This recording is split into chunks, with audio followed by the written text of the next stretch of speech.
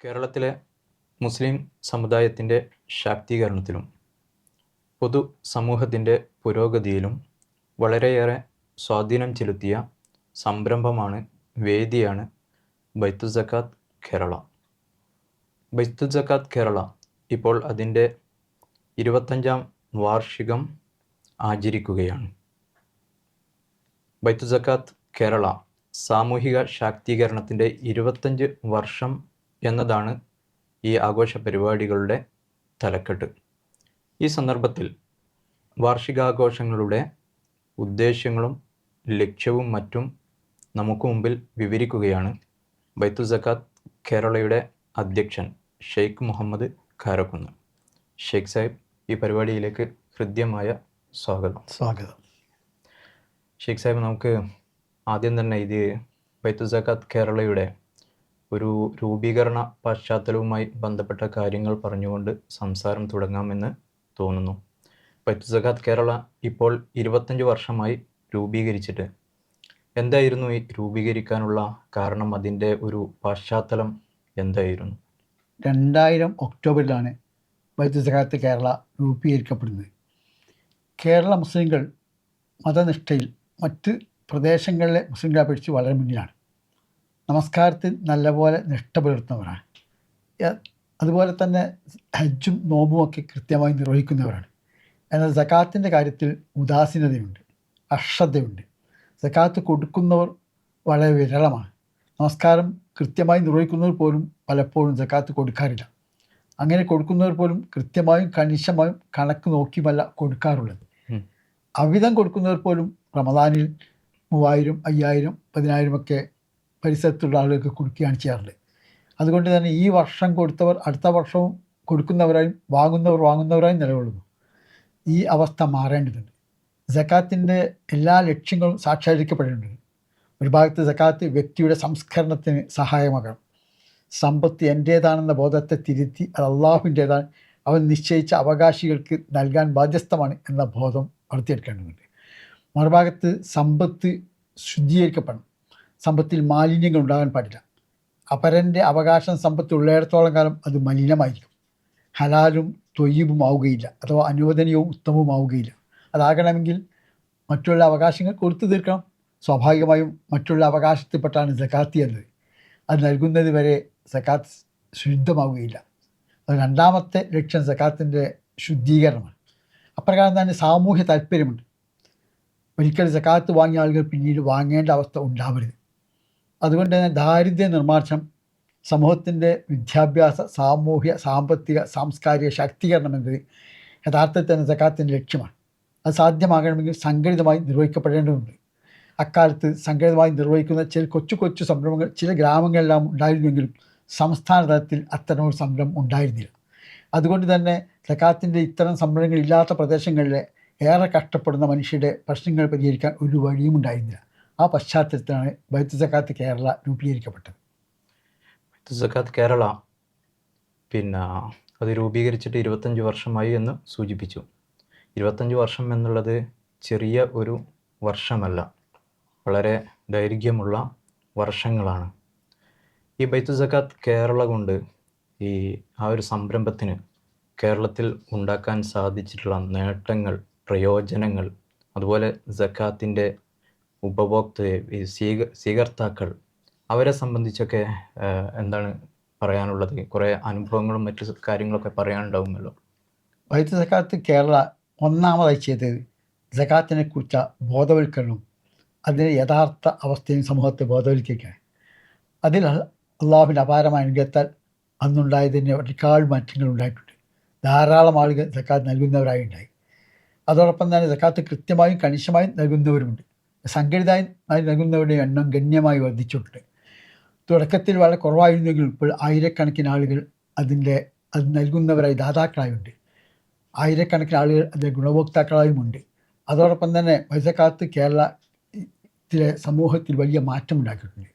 ദാരിദ്ര്യ നിർമ്മാർജ്ജനം എന്നതിൽ വലിയ പങ്ക് വഹിച്ചിട്ടുണ്ട്. സമൂഹത്തിൽ ഏറെ കഷ്ടപ്പെടുന്ന, ഏറെ പ്രയാസപ്പെടുന്നവരാണല്ലോ സക്കാത്തിൻ്റെ ഗുണഭോക്താക്കൾ. അത്തരം ആളുകൾക്ക് വലിയ ആശ്വാസം നൽകുവാൻ, വലിയ സഹായം നൽകുവാൻ, അവരുടെ ജീവിതത്തിൻ്റെ ഭാരം ഇറക്കി വയ്ക്കുന്നതിൽ നിർണായകമായി പങ്കുവയ്ക്കാൻ ബൈത്ത് സക്കാത്തിന് കഴിഞ്ഞ കാലത്തെ പ്രവർത്തനങ്ങൾക്ക് സാധിച്ചിട്ടുണ്ട്. അതുതന്നെയാണ് അതിനുവേണ്ടി ഏറ്റവും വലിയ നേട്ടം. കഴിഞ്ഞ വർഷങ്ങളിലുണ്ടായ പുരോഗതി പരിശോധിച്ചാൽ നമുക്ക് അത്ഭുതകരമായി തോന്നും. പക്ഷേ അതിൻ്റെ അർത്ഥം ഇതെല്ലാം പൂർത്തീകരിക്കപ്പെട്ടു എന്നല്ല. എന്നാലും മുന്നോട്ട് പോകാനുണ്ട്. അതിന് മുന്നോട്ടേറെ പോകാനുണ്ട്. അപ്പോൾ പിന്നെ ഇതിൽ നിങ്ങൾക്ക് തന്നെ ബൈത്തുൽ സക്കാത്ത് കേരളവുമായി ബന്ധപ്പെട്ട് ധാരാളം അനുഭവങ്ങളുണ്ടാവും. ഫീൽഡിൽ ധാരാളം വ്യക്തികളെ കണ്ടിട്ടുണ്ടാവും, മുസ്ലിം സമൂഹത്തിലെ വ്യക്തികളെ കണ്ടിട്ടുണ്ടാവും, മുസ്ലിം സമൂഹത്തിലല്ലാത്ത പൊതുസമൂഹത്തിലെ വ്യക്തികളെ കണ്ടിട്ടുണ്ടാവും. ധാരാളം അനുഭവങ്ങൾ ആ വിധത്തിൽ ഉണ്ടാകും. ഇവരുടെയൊക്കെ പ്രതികരണം എന്തായിരുന്നു? അന്ന് തുടങ്ങിയ സന്ദർഭത്തിലുള്ള പ്രതികരണം, പിന്നെ അത് കുറേ മുന്നോട്ട് പോയി ഇപ്പോഴുള്ള പ്രതികരണം എന്താണ്? ഇത് ഹൃദ്യമായൊരു മനസ്സോട് കൂടിയിട്ടാണോ ഈ കാര്യങ്ങളെ അവർ സ്വീകരിക്കുന്നത്? അതല്ല ഒരു നെഗറ്റീവ് ആറ്റിറ്റ്യൂഡോട് കൂടിയിട്ടാണോ കാണുന്നത് ഈ ഒരു സംരംഭത്തോട്? ഇതേവരെ ഞാൻ സമീപിച്ച വളരെ പ്രമുഖരായ വ്യക്തിയാണ് സമീപിച്ചത്. മുസ്ലിം സമുദായത്തിലെ എല്ലാ വിഭാഗങ്ങളിലെയും പ്രധാനപ്പെട്ട ആളുകളെയാണ് പോയി കണ്ടത്. ആരും യഥാർത്ഥത്തിൽ നിഷേധാത്മകമായി സ്വീകരിച്ചില്ല. ആകെ ഉണ്ടായ അനേകം ആളുകളെ കണ്ട്, നൂറുകണക്കിന് ആളുകളെ കണ്ടപ്പോൾ ഒരാളാണ് അദ്ദേഹം യഥാർത്ഥത്തിൽ പിന്നീട് മനസ്സിലായി ഇസ്ലാമിൻ്റെ അടിസ്ഥാന വിശ്വാസങ്ങൾ അംഗീകരിക്കുന്ന ആളല്ല എന്ന് മാത്രമാണ് എതിർത്തത്. ബാക്കി എല്ലാവരും സന്തോഷത്തോടെ സ്വാഗതം ചെയ്തു. ഇത് വളർത്തേണ്ടതിൻ്റെ ആവശ്യകത പറഞ്ഞു. അത് എല്ലാ വിഭാഗവും തന്നെയാണ്. ഇത് കേരളീയ സമൂഹത്തിലുണ്ടാക്കുന്ന മാറ്റങ്ങളെ നന്നായി അറിയാം. അതോടൊപ്പം സക്കാത്ത് നൽകുവാൻ അവർ സന്നദ്ധരുമാണ്. സ്വാഭാവികമായും ബൈത്ത് സക്കാത്ത് കേരള മുഴുവൻ സക്കാത്ത് അവർ ചോദിക്കാറില്ല. അവരുടെ സക്കാത്തിൻ്റെ ഒരു വിഹിതം മാത്രമേ ബൈത്ത് സക്കാത്ത് കേരള ആവശ്യപ്പെടാറുള്ളൂ. ബാക്കി അവരുടെ പ്രദേശത്തെ സക്കാത്ത് സംരംഭങ്ങളുമായി സഹകരിച്ചുകൊണ്ട് നൽകാനാണ് ആവശ്യപ്പെടാറുള്ളത്. പ്രാദേശിക സക്കാത്ത് സംരംഭങ്ങൾ ശക്തിപ്പെടുത്തുന്നതിലും ബൈത്ത് സക്കാത്തിൻ്റെ ഈ പ്രചാരണങ്ങൾ വലിയ പങ്ക് വഹിച്ചിട്ടുണ്ട്. അതിനാൽ സമുദായം പൊതുവെ ഇതിനെ സ്വാഗതം ചെയ്യുകയാണ്, സ്വീകരിക്കുകയാണ് ചെയ്തത്. നല്ല അനുഭവങ്ങളാണ് ഉള്ളത് എന്നർത്ഥം. ഇപ്പോഴും അങ്ങനെ തന്നെയാണ്, ആ ഒരു ഇത് തുടർന്നുകൊണ്ടിരിക്കുന്നു എന്ന് അർത്ഥം. നല്ല അനുഭവം മാത്രമേ ഉണ്ടായിട്ടുള്ളൂ എന്നാൽ ഇപ്പോൾ അത് ഒരു വേണമെങ്കിൽ പറയാം അന്നത്തെക്കാളേറെ കുറെ കൂടി സഹകരണാത്മകമായ സമീപനമാണ് ഇപ്പോഴുള്ളത് എന്നതാണ് സന്തോഷകരമായ കാര്യം. അതോടൊപ്പം സമൂഹത്തിൽ ഏറെ പ്രയാസപ്പെടുന്ന വ്യക്തികൾക്കാണല്ലോ ഗുണഭോക്താക്കൾ. അതിൽ പലരും വളരെ നിസ്സഹായരായ, വളരെ ദരിദ്രരായ, വളരെ പ്രയാസപ്പെടുന്നവരാണ്. അവരെ സഹായിക്കാൻ കഴിഞ്ഞു എന്നതും സന്തോഷകരമായ കാര്യമാണ്. ഞാൻ സമീപിക്കുമ്പോൾ പലപ്പോഴും ആ നാട്ടുകാർ പറയാറുണ്ട്, ഇവിടെ ബൈത്ത് സക്കാത്തിൻ്റെ ഇത്ര വീടുകളുണ്ടായി, ഇത്ര ആളുകൾക്ക് തൊഴിൽ കൊടുത്തു, അത് വലിയ ആശ്വാസമായി വരുന്ന ഏതാണ്ട് എല്ലാ പ്രദേശങ്ങളിലും ആളുകൾ പറയാറുണ്ട്. അത് സന്തോഷകരമായ അനുഭവമാണ്. ഇപ്പോൾ ബൈത്തുൽ സക്കാത്ത് കേരള അതിൻ്റെ 25ാം വാർഷികം ആഘോഷിക്കുകയാണ്. വിവിധ ഇനത്തിലുള്ള പരിപാടികളുണ്ടാകും, ചർച്ചകളുണ്ടാകും, സെമിനാറുകളുണ്ടാകും, അതുപോലെ സക്കാത്ത് സംരംഭങ്ങൾക്ക് സക്കാത്ത് വിതരണ പദ്ധതികളുണ്ടാകും. അപ്പം ഈ ഒരു 2025 അങ്ങനെ തന്നെ ആഘോഷിക്കുമെന്നാണ് വിചാരിക്കുന്നത്. അപ്പം ഈ പരിപാടിയുടെ ഉദ്ദേശങ്ങളും ലക്ഷ്യങ്ങളും ഒക്കെ നമുക്ക് കൃത്യമായി വിശദീകരിച്ച് കൊടുക്കേണ്ടതുണ്ട്. അപ്പോൾ ആ കാര്യങ്ങളൊക്കെ ഒന്ന് പറഞ്ഞാൽ നന്നായിരിക്കും. യഥാർത്ഥത്തിൽ കഴിഞ്ഞ കാലങ്ങളിൽ ചെയ്തതിൻ്റെ തുടർച്ചയാണ് നിർവഹിക്കേണ്ടി വരിക. ബൈത്ത് സക്കാത്ത് കേരള ആരംഭിക്കുമ്പോൾ ആദ്യമായി അതിൽ സഹകരിച്ചത് 69 ആൾ മാത്രമാണ്. അത് സഹായം നൽകിയത് 54 പേർക്ക് മാത്രമാണ്. പക്ഷേ ഇപ്പോൾ ആയിരക്കണക്കിന് ആളുകളാണ് സഹകരിക്കുന്നത്. അതിൻ്റെ സക്കാത്ത് നൽകുന്നവർ അഥവാ അത് സ്വീകരിക്കുന്നവർ ആയിരക്കണക്കിന് ആളുകളാണ്. വലിയ വളർച്ചയുണ്ടായി. ഇതിനകം 5570 വീടുകൾ ഭാഗ്യമായോ പൂർണ്ണമായോ ഉണ്ടാക്കി കൊടുക്കാൻ കഴിഞ്ഞു. അതുപോലെ തന്നെ ആയിരക്കണക്കിന് ആളുകൾക്ക് സ്വയം തൊഴിൽ നൽകുവാൻ കഴിഞ്ഞു, ചികിത്സയിൽ സഹായം നൽകാൻ കഴിഞ്ഞു, വിദ്യാഭ്യാസ സഹായം നൽകാൻ കഴിഞ്ഞു. അപ്പോൾ അതിൻ്റെയൊക്കെ ശാക്തീകരണം ഉണ്ടാവേണ്ടതുണ്ട്. കാരണം കേരളത്തിൽ 4 ലക്ഷം ആളുകൾ വീടില്ലാത്തവരുണ്ട്. 1 ലക്ഷത്തിലേറെ ആളുകൾ ഒരു ഇഞ്ച് ഭൂമി പോലും ഇല്ലാത്തവരുണ്ട്. പ്രാഥമിക ആവശ്യങ്ങൾ പൂർത്തീകരിക്കപ്പെടാത്ത ആരും ഉണ്ടാവരുത് എന്നതാണല്ലോ ഇസ്ലാമിൻ്റെ കാഴ്ചപ്പാട്. അതുകൊണ്ട് തന്നെ നിർവഹിക്കപ്പെടേണ്ട ആവശ്യത്തിൻ്റെ ഒരു ചെറിയ കാര്യമേ പൂർത്തീകരിക്കാൻ കഴിഞ്ഞിട്ടുള്ളൂ. യഥാർത്ഥത്തിൽ കേരളത്തിലെ വിശ്വാസികൾ തങ്ങളുടെ സക്കാത്ത് യഥാവിധി നൽകുകയാണെങ്കിൽ, സംഘടിതമായി ശേഖരിച്ച് ആസൂത്രിതമായി വിതരണം ചെയ്യുകയാണെങ്കിൽ കേരളത്തിൽ ദാരിദ്ര്യമേ ഉണ്ടാവുകയില്ല. സമുദായത്തിൻ്റെ സാമ്പത്തികമായ എല്ലാ ആവശ്യങ്ങളും പൂർത്തീകരിക്കപ്പെടും. അത് നിർവഹിക്കപ്പെടണം എന്നതാണ് ബൈത്ത് സക്കാത്തിൻ്റെ ലക്ഷ്യം. അതിലേക്കുള്ള ശ്രമത്തിൻ്റെ ഭാഗമാണ് 25ാം വാർഷിക പരിപാടി കൂടി. അത് ഒന്നാമതായി ചെയ്യേണ്ടത് സ്വാഭാവികമായും ബോധവൽക്കരണമാണ്. എല്ലാവരെയും ബോധവൽക്കരിക്കാൻ കഴിഞ്ഞാൽ അത് തന്നെ യഥാർത്ഥത്തിൽ വലിയ നേട്ടമായിരിക്കും. കേരളത്തിലെ ദാരിദ്ര്യ നിർമ്മാണത്തിൽ വലിയ പങ്കുവയ്ക്കാനും കഴിയും. അതോടൊപ്പം തന്നെ സക്കാത്ത് സ്വീകരിക്കുന്നവരെക്കുറിച്ചും ബോധവൽക്കരിക്കേണ്ടത്, അത് അവർ ഫലപ്രദമായി ഉപയോഗിക്കുന്നതിനെക്കുറിച്ച് ബോധവൽക്കരണം അവരും നടത്തേണ്ടതുണ്ട് എന്നർത്ഥം.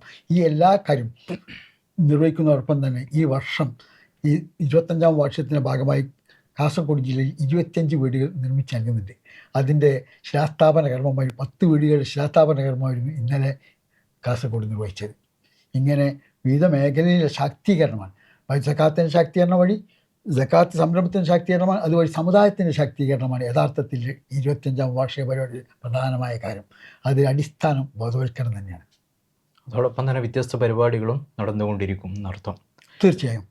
പിന്നെ മറ്റൊരു സംഗതികൾ, ഇത്ര വലിയൊരു സംരംഭമാണ്, അതായത് കേരള മുസ്ലിങ്ങൾക്ക് ഉപകാരപ്പെടുന്ന, പൊതുസമൂഹത്തിന് പ്രയോജനപ്രദമായ വലിയൊരു സംരംഭമാണ് യഥാർത്ഥത്തിൽ ബൈത്തുൽ സക്കാത്ത് കേരള.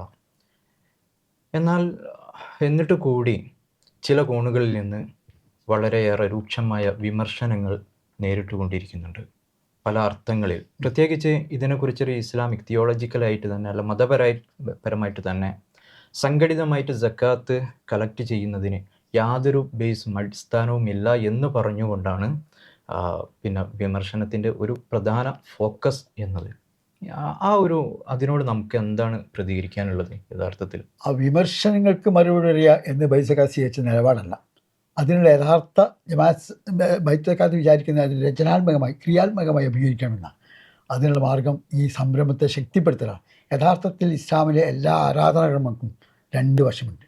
ഒന്നത് വ്യക്തിയുമായി ബന്ധപ്പെട്ട അവരുടെ സംസ്കരണം, ശുദ്ധീകരണം, അവരുടെ ഭക്തിയുടെ വർധനവ്, അള്ളാഹുമായുള്ള ബന്ധത്തിൻ്റെ ശാക്തീകരണം എല്ലാമുണ്ട്.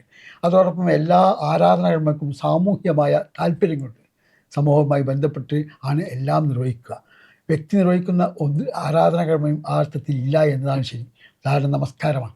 നമസ്കാരം വ്യക്തി ഒറ്റയ്ക്ക് നിർവഹിക്കുന്ന 27 ഇരട്ടി പ്രതിഫലമാണ് സംഘടിതമായി നിർവഹിച്ചാലുള്ളത്.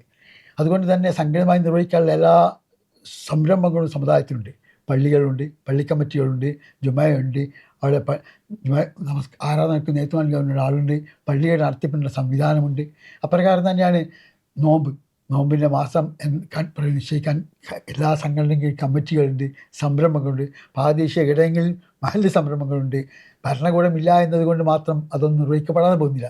യഥാർത്ഥ ഇസ്ലാമിക രാഷ്ട്രത്തിൻ്റെ ഭാഗമായി ഭരണാധികാരികളാണ് എല്ലാ ആരാധനകർമ്മക്കും നേതൃത്വപരമായ പങ്ക് വഹിച്ചുകൊണ്ടിരുന്നത്.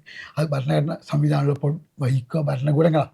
അത് സക്കാത്തിൻ്റെ കാര്യത്തിൽ മാത്രമല്ല, നമസ്കാരത്തിൻ്റെ കാര്യത്തിൽ നേതൃത്വപരമായ പങ്ക് അഥവാ ഇമാമുകളെ നിശ്ചയിക്കുന്നതിന് വലിയ പങ്ക് അവർ വഹിക്കും. അതുപോലെ തന്നെ മാസപ്പിറവി കണ്ടോ ഇല്ലേ എന്നൊക്കെ തീരുമാനിക്കുന്നത് ഭരണകൂടം ഉണ്ടെങ്കിൽ, ഇല്ലെങ്കിൽ മാത്രമാണ് ഇത്തരം സംഘടനകൾ നിർവഹിക്കാറുള്ളത്, സംരംഭങ്ങൾ നിർവഹിക്കാറുള്ളത്. യഥാർത്ഥത്തിൽ ഭരണകൂടം ഇല്ലാത്ത നമ്മുടെ രാജ്യങ്ങളിലും പാശ്ചാത്യ രാജ്യങ്ങളിലെല്ലാം സംഘടിതമായ സക്കാത്ത് സംരംഭമുണ്ട്. അതുപോലെ തന്നെ നോമ്പും പെരുന്നാളും നിശ്ചയിക്കാനുള്ള സംവിധാനങ്ങളുണ്ട്. അതോടൊപ്പം തന്നെ അവ കൂട്ടായിട്ടാണ് നിർവഹിക്കാറുള്ളത് എന്ന് നമുക്കറിയാം. നോമ്പും അങ്ങനെയാണ്, പെരുന്നാളും അങ്ങനെയാണ്, ഹജ്ജും ഉംറയും അങ്ങനെയാണ് നിർവഹിക്കാറുള്ളത്. അതുമെല്ലാം സാമൂഹ്യമായി നിർവഹിക്കാറുള്ളത്. അതിന് സംവിധാനങ്ങളുണ്ട്. ഭരണകൂടം ഇല്ലാത്തപ്പോഴും സംവിധാനമുണ്ട് ഇവിടെയും. അതുകൊണ്ട് സക്കാത്തിന് അത് ഏറ്റവും കൂടുതൽ, കാരണം സക്കാത്തിൻ്റെ പ്രത്യേകത അതൊരു ഭാഗത്ത് അള്ളാഹുമായുള്ള ബാധ്യത നിർവഹണമാണ്, നിർബന്ധ ആരാധനാകർമ്മമാണ്. മറുഭാഗത്ത് അതിൻ്റെ വലിയ സാമൂഹ്യ താല്പര്യങ്ങളുണ്ട്. സമൂഹവുമായി ബന്ധപ്പെട്ട ആരാധന അള്ളാഹുവിനാണ്, പക്ഷേ ഗുണഭോക്താക്കൾ സമൂഹമാണ്. അതുകൊണ്ട് തന്നെ സമൂഹവുമായി ബന്ധപ്പെട്ട് ഇത്തരം കാര്യങ്ങൾ തീരുമാനിക്കുമ്പോൾ സംഘടിതമായി നിർവഹിക്കണമെന്ന് അതിൻ്റെ അടിസ്ഥാനമാണ്. അതുകൊണ്ട് സംഘടിതമായി നിർവഹിക്കുമ്പോൾ മാത്രമേ ദാരിദ്ര്യ നിർമ്മാർജ്ജനം സാധ്യമാവുകയുള്ളൂ, സമൂഹത്തിന് ശാക്തീകരണം സാധ്യമാവുകയുള്ളൂ. മറ്റവർ കൊടുക്കുന്നവരും വാങ്ങുന്നവരായി സമുദായത്തിലെ യാചനാ സമ്പ്രദായം നിലയ്ക്കാണ് ചെയ്യുക. അതില്ലാതാക്കിയാണ് വേണ്ടത്. അതാണ് മുസ്ലിം സമൂഹത്തിൽ ഇതുണ്ടാക്കുന്ന നേട്ടം. പൊതുസമൂഹത്തെ സംബന്ധിച്ചിടത്തോളം ഇസ്ലാമിൻ്റെ മേന്മയും നന്മയും ഇതുവഴി അനുഭവിച്ചറിയാൻ അവർക്ക് സാധിക്കുന്നു. സമൂഹത്തിൽ ഏറ്റവും കഷ്ടപ്പെടുന്നവർക്ക് സഹായവും ആശ്വാസം ലഭിക്കുമ്പോൾ ആ പ്രദേശത്തെ ജനങ്ങളെ അത് വലിയ മതിപ്പും ആദരവും ഉണ്ടാക്കുന്നു. ഇസ്ലാം നിർവഹിക്കുന്നത് കേവലമായ അനുഷ്ഠാനങ്ങൾ മാത്രമല്ല, അതിന് വലിയ സാമൂഹ്യ താല്പര്യങ്ങൾ കൂടിയുണ്ട്. സാമൂഹ്യ പ്രതിബദ്ധതയാൽ പൂർത്തീകരിക്കപ്പെടുന്നവയാണ് എന്നുകൂടി അവർക്ക് മനസ്സിലാവും. വിമർശകർ ഉന്നയിച്ചുകൊണ്ടിരിക്കുന്ന മറ്റൊരു പ്രധാനപ്പെട്ട ആരോപണമാണ് കളക്ട് ചെയ്യുന്ന സക്കാത്ത് ഫണ്ട് മാറി വിനിയോഗിക്കുന്നു എന്നത്. ഉദാഹരണത്തിന് സംഘടനാ ആവശ്യങ്ങൾക്ക് വേണ്ടിയിട്ട് ഉപയോഗിക്കുന്നു, അല്ലെങ്കിൽ മീഡിയ പ്രവർത്തനങ്ങൾക്ക്, മീഡിയ സംരംഭങ്ങൾക്ക് വേണ്ടിയിട്ട് ഉപയോഗിക്കുന്നു എന്നുള്ളത്. യഥാർത്ഥത്തിൽ ഇത് ഒരു ഗുരുതരമായ ഒരു ആരോപണമല്ലേ? നമ്മൾ അഡ്രസ്സ് ചെയ്യേണ്ട ഒരു ആരോപണമല്ലേ യഥാർത്ഥത്തിൽ? സക്കാത്ത് യഥാർത്ഥത്തിൽ ശേഖരിക്കുന്നു കേരളത്തിലെ എല്ലാ ഭാഗങ്ങളും ശേഖരിക്കും. ഏറ്റവും അർഹരായ ആളുകൾക്കാണ് നൽകാറുള്ളത്. ഈ അർഹരായ ആളുകളെ കണ്ടെത്താനുള്ള ശ്രമം ബോധപൂർവ്വം നടത്താറുണ്ട്. 7 മേഖല സക്കാത്ത് വിനിയോഗിച്ചുകൊണ്ടിരിക്കുന്നത്. അത് ഏറ്റവും പ്രധാനപ്പെട്ടത് വീട് നിർമ്മാണമാണ്. ഇപ്പോൾ അള്ളാഹുവിൻ്റെ അപാരമായ അനുഗ്രഹത്താൽ ഒരു ദിവസം ഒരു വീടിന് ഭാഗ്യമായോ പൂർണ്ണമായോ നിർമ്മാണത്തിന് സഹായം നൽകിക്കൊണ്ടിരിക്കുന്നു. രണ്ടാമതായി സ്വയം തൊഴിലാണ്. ആ അപേക്ഷ കിട്ടുമ്പോൾ നമ്മൾ സൂക്ഷ്മമായി പരിശോധിക്കും. ഒന്ന്, ആ അപേക്ഷകൻ സക്കാത്തിന് അർഹനാണോ എന്ന് നോക്കും. അത് ബോധ്യമായാൽ അദ്ദേഹം അപേക്ഷിച്ച ജോലി അത് പൂർത്തീകരിക്കാനും കുടുംബത്തെ സംരക്ഷിക്കാൻ സന്നദ്ധമാണോ അതാണോ അദ്ദേഹത്തിൻ്റെ പ്രകൃതം യഥാർത്ഥത്തെ കുറിച്ച് പഠിക്കും. ഈ രണ്ട് കാര്യവും പൂർത്തീകരിക്കപ്പെട്ടാലാണ് സഹായം നൽകുക. അള്ളാഹുവിൻ്റെ അനുഗ്രഹത്തെ ഇപ്പോൾ ലഭിക്കുന്ന ഇത്തരം അപേക്ഷകളെല്ലാം അർഹരായ എല്ലാവർക്കും സഹായം നൽകാൻ കഴിയാറുണ്ട്. മൂന്നാമത്തേത് വിദ്യാഭ്യാസമാണ്, പഠന സഹായമാണ്. സമൂഹത്തിലെ പഠിക്കാൻ യോഗ്യത, വളരെ കഴിവുള്ള, വളരെ യോഗ്യതയുള്ള, വളരെ ദരിദ്രരായ വിദ്യാർത്ഥികൾക്കാണ് സ്കോളർഷിപ്പ് നൽകാറുള്ളത്. പ്രത്യേകിച്ചും അവർക്ക് ഇസ്ലാമിക വിദ്യാഭ്യാസത്തിന് നിശ്ചയ സ്കോളർഷിപ്പ് നൽകാറുണ്ട്, നിയമപഠനത്തിന് നൽകാറുണ്ട്, മാനേജ്മെൻറ്റ് പഠനത്തിന് നൽകാറുണ്ട്, ജേർണലിസത്തിന് നൽകാറുണ്ട്, ചരിത്ര ഗവേഷണം നൽകാറുണ്ട്. അതുവഴി സമുദായത്തിൻ്റെ ശാക്തീകരണം കൂടി ലക്ഷ്യമാണ്. ഒരു ഭാഗത്ത് പരമദരിദ്രരായ വ്യക്തികളെ സഹായിക്കാനാണ്, മറുഭാഗത്ത് സമുദായത്തിൻ്റെ ശാക്തീകരണം കൂടി ഇതുവഴി സാധ്യമാകുന്നു.